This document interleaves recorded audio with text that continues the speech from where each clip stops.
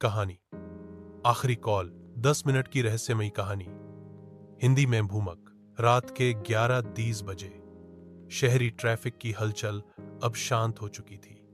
दिल्ली का एक नामी call centre neo voice Pvt LTD अपनी रात की शिफ्ट में व्यस्त था।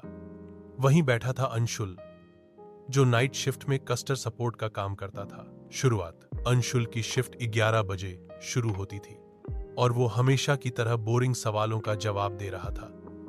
मेरा नेटवर्क नहीं आ रहा, डेटा स्लो है, रोज वही बात। तभी 11,058 पर उसके सिस्टम पर एक अननोन नंबर से कॉल आया।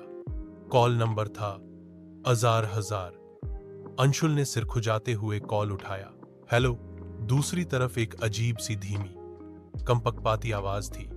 तुम्हारे पास सिर्फ 10 मिनट है अपनी गलती सुधारने के लिए। अंशुल चौंका। सुनिए, ये टेक्निकल हेल्पलाइन है, मार्क मत कीजिए। आवाज फिर आई। 10 साल पहले तुमने जो किया वो अब सामने आएगा। तुम्हारा समय शुरू होता है अब। कॉल कट गया। सस्पेंस शुरू होता है।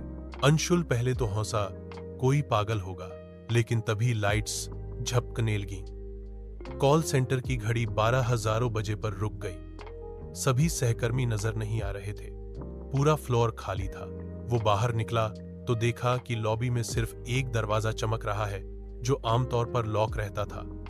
धीरे धीरे वह दरवाजा की ओर बढ़ा। अंदर घुसते ही अंशुल को एक पुराना कमरा दिखा। दीवारों पर उसकी ही पुरानी तस्वीरें टंगी थीं, कुछ कॉलेज के दिनों की, कुछ उस शाम की जब एक लड़का सड़क हादसे में मरा था। और वो हादसा किसी और ने नहीं, अंशुल ने किया था। पिछला राज खुलता है। 10 साल पहले कॉलेज के बाद एक पार्टी से लौटते हुए अंशुल ने शराब पीकर गाड़ी चलाई थी। एक लड़का रवि, उसकी क्लास का होशियार और ईमानदार छात्र, उस रात सड़क पार कर रहा था और अंशुल की गाड़ी ने उसे टक्कर मारी।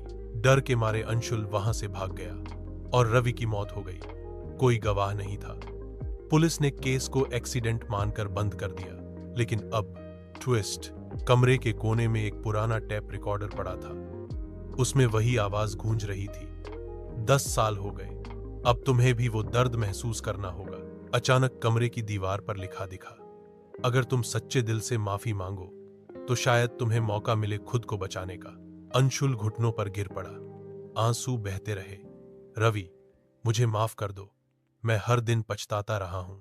दीवार पर घड़ी 12:10 बजते ही फिर से चलने लगी। अगले पल वो खुद को अपने डेस्क पर बैठा हुआ पाया, जैसे कुछ हुआ ही ना हो। अंतिम मोड शेल्फ पर एक नोट रखा था, माफ कर दिया, लेकिन मत भूलना सच कभी मरा नहीं करता। नोट के नीचे साइन था, रव, सीख मोर गलती करने से ज्यादा बड़ा पाप है उसे छुपाना। सच्चा है जितना भी पुराना हो, एक न एक दिन सामने आ ही जाता है। और आप चाहें तो मैं इसका वीडियो स्क्रिप्ट, डायलॉग फॉर्मेट या वॉवर भी बना सकता हूं। क्या कोई ये कहानी पसंद आई, या आप कोई दूसरा टोन, डरावनी, हल्की फुल्की, क्राइम आधारित में अगली कहानी चाहते हैं